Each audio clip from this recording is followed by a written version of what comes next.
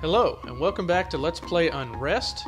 This is a blind playthrough on Iron Man mode. My name is Marlo, and let me just say, the past couple videos that I've made and uploaded, there's been a little bit, the music was a little fiddly in one. I think in the second one there's a little bit of graphical stutter there.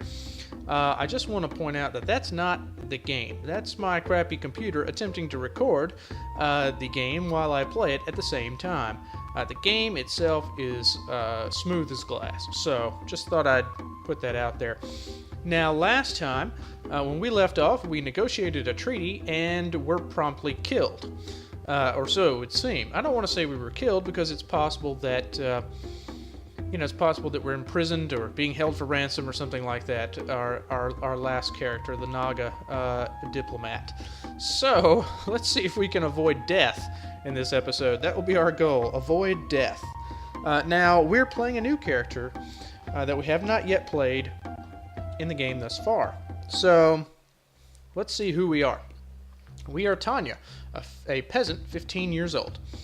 Tanya sometimes catches word of what's happening in the other villages, and it's never good. Merchants arrive with rumors of open revolt, only to whisper hushed warnings about spies within the populace, watching and waiting for any sign of rebellion. However, Tanya's village has not seen any violence. Lakshmi, the noblewoman in charge of the farmlands, remember we met her when we were the Naga diplomat, has run this village personally ever since the death of her husband. Her soldiers keep one half of the peace, and tradition keeps the other. In the midst of this, Tanya is about to be married. It is not long before her future and that of her village will be decided. Ooh, that sounds ominous, doesn't it? Alright, let's see what our traits are. Alright, we are intelligent. Tanya is a gifted, rational thinker. She is also literate, unusual for a peasant. Alright, so maybe we should make some of our choices based on the fact that we're smarter than the average bear. We're an only child. Tanya grew up without any siblings. There have been times in her life when she felt strangely alone. And she's a loner. Tanya never had many friends. Juhi is one of the few people Tanya has ever been truly comfortable around. So that is our journal, our traits. So we'll hit continue. Oh, okay, someone's speaking to us already. This is, I will pronounce this name Radha. I apologize again in advance for my horrible pronunciations of the names and places in this game. I certainly mean no offense. Radha says, "There you are. Well, why is it you always mope off alone when Juhi's busy with work? Couldn't you find anyone else to amuse yourself with instead of skittering off into some dark hole like a beetle?" Well, that's nice. We could be pleasant and say good morning to you too, Radha. We could be irreverent and say no wonder you and my father get along. And we could be direct and say I was just doing some reading. I didn't want to do it in public because I knew Mistress Lakshmi was returning today. I like this response. I think we'll be direct. It's not good for you, you know, you or Juhi. You've both got such small families, so you're going to need to have lots of friends to help with little crises once you've got your own households. It's actually not bad advice. We could be resigned and say, I'll try, but somehow it never seems to work out for me. I could be defiant and say, I've never been unfriendly to anybody. If they don't like me much, that's their problem. Or I could be dark and say, Of the three choices, I tend to like the resigned one the best, personally. But I'm also a little curious as to what would happen if we chose this one.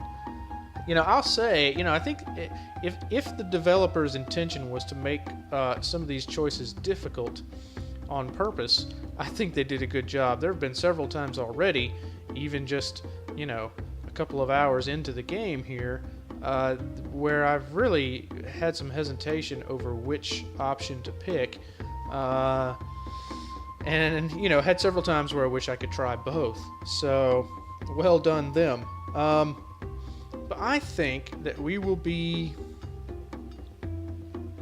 I think I'm going to be dark. I'm going to say, or is it or is it I don't really know. But we're going to choose it anyway and see what happens.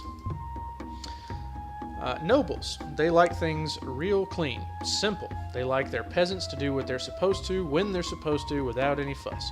Because when things are bad, and they have been plenty bad lately, they like knowing that some little thing isn't going to be the fire that burns their fields to the ground. And when it comes to keeping us right, they aren't too subtle. You know, your parents wanted to talk to you. I think they've been looking for you all morning. I could be ironic and say that's never good news. If I'd known, I would have stayed hidden. I could be resigned. I better go speak with them. They only both talk to me when it's important. Or I could be warm. You say that like you don't know why. Didn't you ask? I think I'm going to choose choice number 3 here, just because I'm curious. They said they wanted to tell you first, but I think we can both guess what it is going to be. Go on, Tanya. Don't keep them waiting. Alright, so there's Radha. And, alright, let's look at our map. And we are in this little square over here. Here's our parents. There may be ways out of this map momentarily. This appears to be the city, and our village is outside of the city. We have examined our traits already. We should look at our journal and check out our quest. According to Radha, my parents want to see me as soon as possible. Going on past experience, I somehow doubt this will be good news. People. There are... Oh my goodness. Oh my goodness. There are a lot of people here. I tell you what, why don't we go through these as we go? So we have just spoken to Radha, so why don't we look at her entry instead of reading through every one before we start out like I did in the past. Gosh, 3 pages worth would be a lot, and I'm not sure that you all would like to sit and listen to all that. So let's go to Radha first, since we just talked to her. She's the eldest woman in the village. She gives a lot of advice to a lot of people, and it's not always what people want to hear. Now let's also click on Juhi, our friend. Just about the only person you really look forward to seeing, and the only other girl you know who hasn't really been looking forward to being betrothed. So we probably have arranged marriages. I believe that was common in traditional Indian culture, although I may have just made a jackass out of myself saying that, but it wouldn't surprise me if that was the case in this game, given its, kind of fantasy basis on that traditional culture. Let's click on our mother and father, and since we're about to go talk to them as well. For father, at times doting, at times exasperated, your mother and father have been through hard times, but never times harder than this. Your father's toy-making abilities has brought in some extra money, but from the outside, the occasional borrowed or rented book are all that separate you from every other peasant family. Mother, at times doting, at times exasperated, your mother and father have been through hard times, but never times harder than this. Okay. And then I think we'll also click on Lakshmi. Remember, that's the noble woman that our Naga diplomat met in the courtyard in the last episode or 2 there. And now, apparently, she's in charge of this village. Apparently, her husband was also used to be in charge of this village when he met a untimely end, shall we say. She's owned this land ever since her husband died, and in the past few years, she's snapped up a dozen others on top of it. You hear she's part of Bimra's council, but all that means to the village is she's gone more often, leaving her hand-picked squad of guards to enforce her uncompromising order. So, it appears that at least a couple of years have passed since we were playing the Naga diplomat, between then and now. And apparently Lakshmi has gone on to accumulate more wealth and power. I don't think we should be surprised to hear that. So as we get to some of these other people, we will we'll click on them and read their entries. I just think it might be a little onerous to do it all at once. So let's look at our locations. We'll start with the village, since that's where we are. You've nothing to compare your village to but reports of the city and neighboring farms. From the sounds of it, the city is overrun with disease, evil Naga, and slum-dwelling thugs and murderers, and the other farms are in revolt. Sounds like a happy place. The country.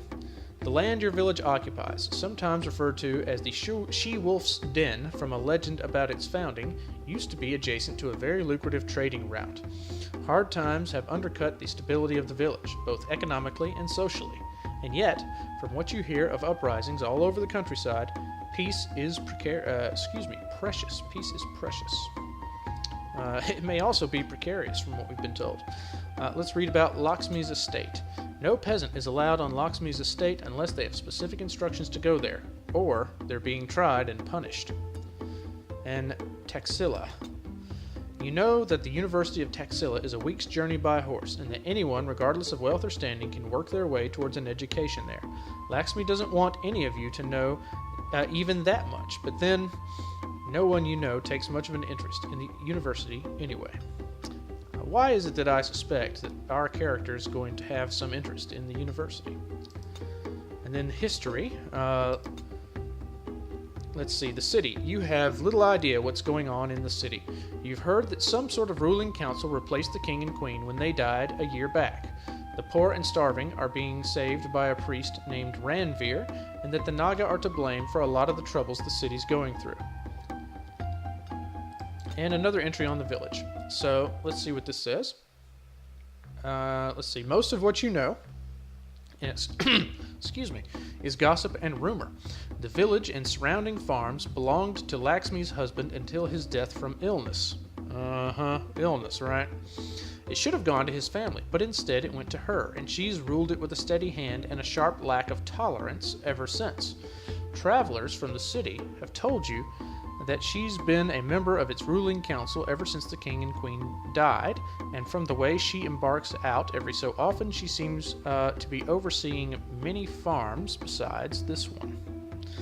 So, I'm sorry about reading all of this background material, but since we're playing a character that we're not familiar with, I feel like it's important to give us a general idea of who our character is, what they know, what they don't know, and kind of their general attitude about things so that we can role-play them at least a little bit. Let's take a look at her inventory. There probably isn't much here, but let's see what we have. An old wooden elephant, this old toy hand-carved by your father and perceptibly cruder than his newest ones. Earrings, some relatively nice earrings, a preemptive wedding gift from your aunt and uncle. Handful of royal coins. Coins can circulate around a village for decades. This handful predates the regicide. We only have $3 because we're a peasant. And then we have an icon of Banca Mundi, an old battered icon of Banca Mundi, protector of livestock, who I believe is a god in this game world and may be a deity in the real world as well in certain Indian faiths. I honestly don't know, and so don't want to say much more about that for a risk of not knowing what I'm talking about. Alright, so we can close that. And let's move around a bit. Oh, that's interesting. We can see in the house. And if we move a bit farther away from the house reappears. And now we see the outside of it. And if we come closer, we see the inside of it. That is very, very clever. I really like that. Let's see if we can go around here. We can. I don't know that there's anything to do over here, but we could go over here. Can we see inside this house? Nope. Doesn't look that way. How about this house? Now, which way are the exits? Straight down and to the right. Let's see what happens if we try to leave the village, just out of curiosity. I mean, your parents are waiting for you. Radha is watching you. No point in wandering yet. Okay, so we may be able to do that later. I won't try to go to the right. That seems like a fool's errand at this point. So let's go into the house and speak to them. Let's talk to our father. Tanya, there you are. We've got good news, wonderful news. I know you weren't really looking forward to this day, but I think we've done as well as any parents could. And he's accepting of us on the friendship scale. He's critical of us on the respect scale because he is in a position of authority over us. Critical, from what I've seen so far, seems to be kind of the default position on the respect scale for anybody who is kind of over you. Your boss, your king, your father, that sort of thing. And he's not afraid of us. He's unconcerned.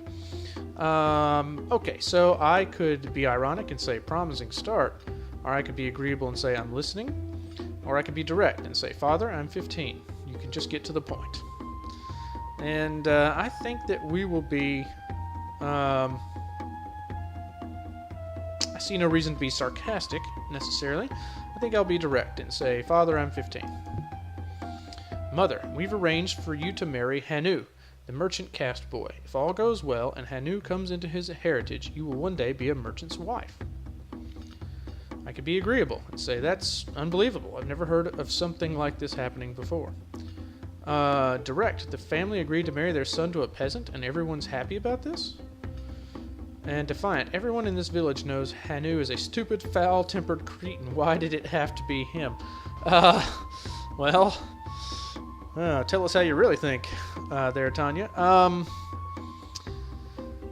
But again, I think I'll continue to be direct and ask a question and see if we can get any more information. And say, everyone's happy about this situation? The family is quite happy. We'll say no more about it. We arranged things with the parents today. We'll be taking our dowry out of Lakshmi's vaults and presenting it tomorrow. Between now and then, we'd like you to go to Hanu and talk things over with him. Tell me when you've done this so we can arrange everything else. Tanya, I know you're ready for this. This is our father speaking, and I just wanted to say I'm proud of you. I never regretted having you as a daughter, never for a moment. Always remember that everything we have done for you. Alright, and we have some updates here, so let's look and see. Naga Merchant, here, Aunt, Hanu, Juhi, Uncle. Okay, so we have some more people we can go talk to, and so we should do that. Let's look at our traits. Alright, we have gained a trait, and we are calm. If Tanya thinks the most advisable course of action is to be peaceful, she will try to be peaceful. Well, that's not a bad way to live, is it? And then our journal has an update, apparently. Let's... honestly, I don't know what it is. Oh, okay, the quest has updated. Let's see what it says. Alright. My parents, your mother mentioned a dowry held at Lakshmi's estate. That's interesting. I wonder if... Well, my parents have betrothed me to Hanu. I've heard nothing good about the boy, but who knows? Maybe he's not as bad as they say. And then let's see. According to Radha, my parents want to see me as soon as possible. Oh, okay, that's the first entry. So the new entries appear above the first one. So that's handy to know. I didn't really pick that up in our previous two characters. So, okay. Why don't we see who we can go talk to in the next area of the village? And we'll go to the right because it looked like on the map that's where people were, as opposed to down. We'll maybe explore that later. But it looks like going to the right will be more fruitful in terms of who we can talk to. All right, here's another girl. This is Juhi. This is apparently our friend. So let's talk to her. Not walk to her, but... Okay, you have to actually get pretty close before the cursor will change shapes, which is fine. And so let's click on her, and before we even read that, let's read about her and say, okay, just about the only person... Oh, right, we read this already. She's our friend. Okay, so we know all that. Juhi, hey, guess who's done with her chores? And guess who's wearing her I just watched a baby elephant die face? You okay? I could be direct. And say my family has engaged me to Hanu. Defiant, they engaged me to Hanu. Hanu! Can you believe it? Sorry, that's about the best acting I can do. And agreeable, I guess I am. I mean, I'm marrying a merchant caste boy. That's good, right? I think I'll continue to be direct. That seems to be working out well for us so far. Although, we have to remember to attempt to avoid death later on in the episode. Juhi, what? Are you serious? I mean, I guess you should go talk with him, right? That's what your mother's going to tell you to do? Okay, just talk to me after, okay? Please? So, we will. What has happened? Okay, our quest is updated. Juhi asked to know what was going on. She seemed insistent I talked to her after speaking with Hanu. Alright, well, let's try to remember to do that. Let's see. Oh, our uncle's here. Let's see if we can find him and speak with him while we're in the neighborhood.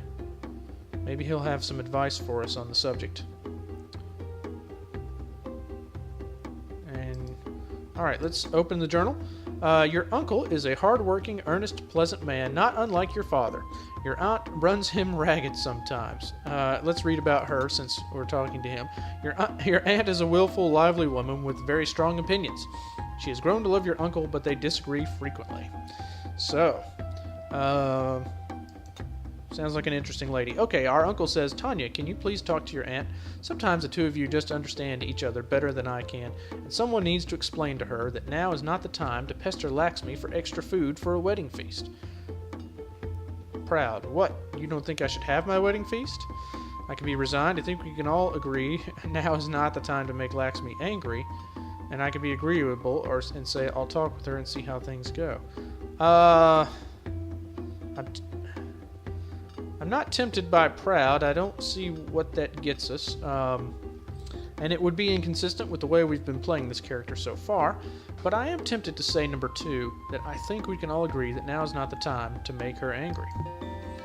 That made him more friendly with us.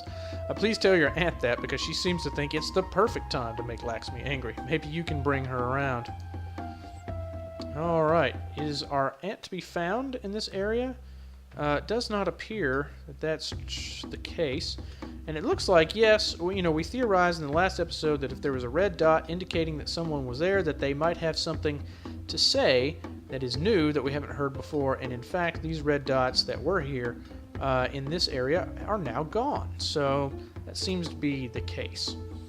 And again, since I've never played this game before, I am recording it, I'm kind of having to experiment with the the controls and the game mechanics and, things like that. So, let's see. There's a villager and a villager. These people just will probably have flavor text for us. If that snake hasn't left by afternoon, I'm bringing my children inside and I'm not coming out until it's gone. Okay, I don't know what they're talking about. There's more villagers here, but according to the map, it doesn't look like any other main characters are here, so I think that we will walk on and see if there are main characters that we can talk to in the next screen. Now, where are we now? Okay, we're in the middle of the village. Oh, what is this? Stables. I've never seen this icon in the game before. Let's see what happens if we click on it. That's interesting. Inside are the strongest, fastest horses in Bimra. You've never ridden a horse before. And we will leave. That's interesting. And there's a named character. What if we talk to him? Man Deep glances at you dismissively over a leaf of parchment he's holding, then returns to his work.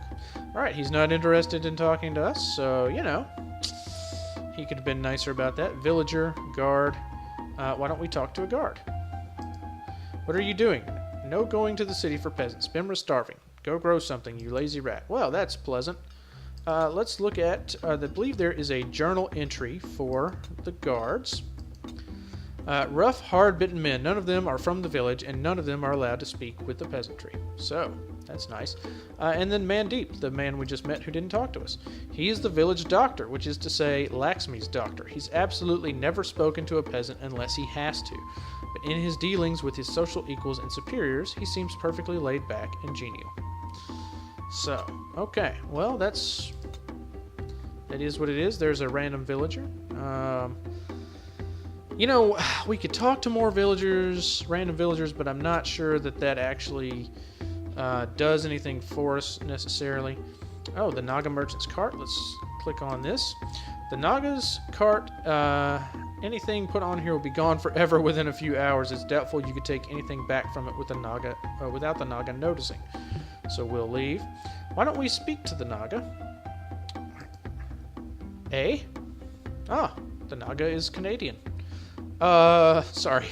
Bad joke. Alright, they're tolerant of us. He's tolerant. She, I'm not sure, is tolerant of us, critical of us, and a little bit worried about us. I could be agreeable and say just saying hello. I could be thoughtful. Anything I can help you with? You seem to be waiting for something. I don't know if you've noticed, but the village is terrified of you. Well, I have to say that number 2 makes me very curious. Why don't we say number 2 and see if we can engage the Naga in conversation of any kind? But I tell you what, let's look in the journal. The merchant comes for very brief jaunts every once in a great while. No one, has ever spoken with it. Well, we're going to talk to him. Her. Him. I don't know. Okay. I am early. I'm always early to my appointment with Laxmi, and every time I stand outside waiting, I'm left alone. None of you people ever come near me. I wonder why. Could be direct. We're afraid of you. Sorry. I could also be direct and say, to be fair, you could tear one of us apart with your bare hands. Or I could be agreeable. We're usually just busy. Don't read too much into it. I think number 2 is... A, it's true. B, I wonder if the Naga might appreciate honesty in that regard. Let's find out. Yes, much like our emissary who went into the slums with your royal family was torn apart. I am not a warrior. I am a merchant. I now live in a city where counselors like your Ranveer have openly called to have the Naga turned out into the wastes, where peasants grip their hard-edged tools and glare at me when I shuffle past. So which of us should be afraid? That is a fair point. Oh, look, that's one of the responses. That's a good point. We might choose that one. Direct, so why are you even here? Why not just go back to where you came from? Or ironic, I'm talking to you, aren't I? We're not all bad. All of these are actually responses that, I kind of like. Yeah, so I really don't know what to say here. I think I might be agreeable and say that that's a good point, because, well, that was my initial reaction when I read that paragraph before I had even looked down at my answer choices.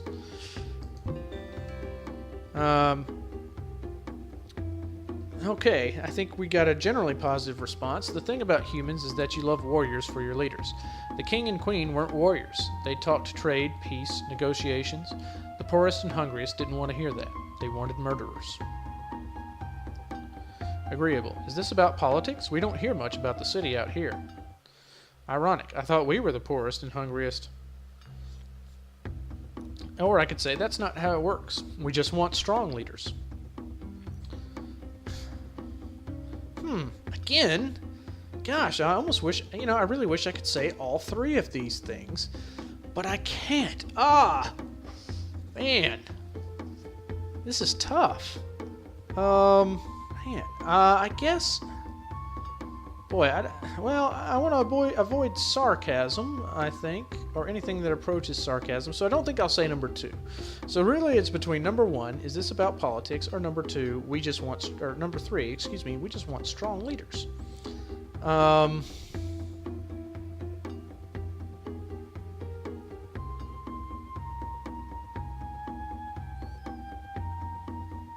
Gosh... I think I'll be agreeable and ask if this is about politics, that we don't hear much about the city out here.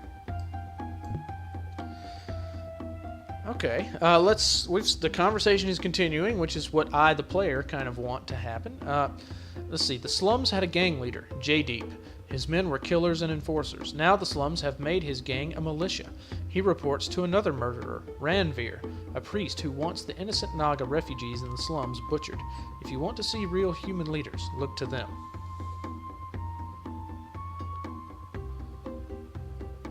I could be resigned. We just want people who get things done. Sometimes those people are like them. I don't generally like the resigned responses. It may be because I tend to be kind of a positive person in real life. Defiant, that can't be all the story. It's never that simple. And I could be thoughtful and say, I've heard rumors about how Laxmi's husband died. I think I'll choose this. This seems like the most intriguing response to me. And I don't particularly want to argue with him, the Naga merchant, because that might cause the conversation to end, and he might be able to tell us more things. I keep calling the Naga merchant a he. I really don't know. I'm not sure how to tell. So, but at any rate, I'm going to go with the third choice here. Lately, it seems I'm learning more about humans than I ever wanted to. Was there anything you wanted? I have nothing much to sell you. Most of what's on my card is for laxmeat. I could be direct and say no, nothing. Direct and say, got anything to read? I could be direct and say, my father is a toy maker. Perhaps you'd like to buy some to sell in the city. I'm just going to come out and ask. I want to take my chances in the city. Can you smuggle me in? Oh, gosh. This response doesn't seem to go well with our stated goal of avoiding death. So I don't think we'll choose this one. This is an intriguing option, that her father's a toy maker. Or I could ask for nothing to read, if anything to read. I think that I'm going to be a good daughter and suggest that he might want to buy some of my father's toys. I'll need to see one myself. And I could say, I'll go get one. Maybe, never mind, maybe later. I'll say I'll go get one. Okay. So our journal has updated. And the Naga asked to see one of my father's toys. I should find one that really impresses him. Hey, we've got a second quest. That's cool. That's the first time that's happened. Of course, it makes me wonder if we've missed one in the past by me choosing the incorrect dialogue responses, but since we're playing Iron Man mode, I guess you'll have to find out when you play the game. Juhi has to know what's going on. Okay, right, so that's still the same, and the toy maker. Okay, let's check our map and go. Alright, I tell you what. I know there are more people we need to talk to, but I'm going to go back to my father's workshop and see if we can find a toy. Let's see if we can advance this quest in any way that's interesting. It's kind of cool that I don't know if this is part of the... Honestly, I don't know if this is part of the main quest or if it's part of a side quest. You know, for all I know, this could be intertwined with the main story. This little side story, seemingly about the toys. So let's assume that it is. Let's assume that it is. Where's our father's workshop? Is this our father's workshop? Maybe if we go in and talk to our father? Let's talk to him. Your father is carving something from a block of baobab wood. Oh gosh, I'm sure I butchered that, I'm sorry. And seems engrossed in his work. Approachable. The Naga merchant down by the road seemed interested in your toys. Can I take one of these to show him? Or agreeable. Nothing, don't let me distract you. Well, we came here for a toy, and I want a toy to take to him, so let's choose this option right here, number 1. Oh, I see. One of those should do then. He motions distractedly towards a small table. You take a small wooden camel from the table, his best piece so far in your opinion. Alright. Now our inventory has updated. We have the camel. A fresh carved toy. Your father has favored camels these past few years. And... Father, let me take one of his most recent works. This should be good enough to show the Naga merchant. Alright. Well, let's go back and talk to the merchant. Sorry that you're having to watch a little backtracking, but, well, you're going to see the game, warts and all. Not that this is a wart. I'm not saying that. I don't mind backtracking in this way. I think it's interesting, and plus we get to look at the very nice hand-drawn style graphics that give this game a very lovely animated look. I say animated, but I don't know if that's really the term, but it looks like it would be a really neat cartoon to watch. Let's put it like that. Alright, let me talk to the Naga merchant again. Was there anything you wanted? I have nothing much to sell you. That's what he said before, so I'll say that I have a toy to show him. This is exceptional craftsmanship. Has your father considered selling these in the city? He could make a handsome profit. Excuse me. Thoughtful. They're that good?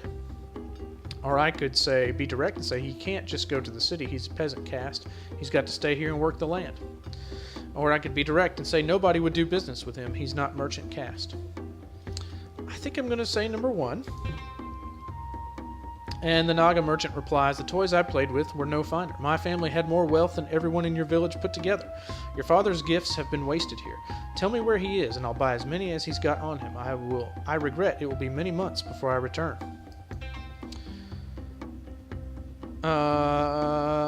Okay, so that dialogue tree seems to be at an end. I will ask him if he has anything that we can read.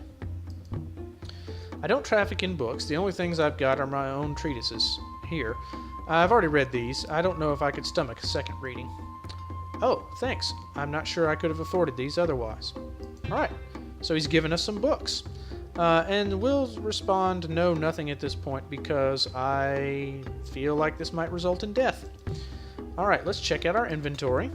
And we've got some books here. Oh no, strange coins, the likes of which you didn't see before a few years ago. The Naga coins. Oh, well, we don't have any books. Is there something in our journal? Naga in the city. The Naga came to be merchants, doctors, and peacekeepers. The wealthiest immigrants scrape by. Those who cannot buy friends and safety have found themselves with nothing, not even the means to escape, and have found the slums waiting for them. So, that's probably his treatise right there. So, are we supposed to return to the city? Or, excuse me, to our father now is the question.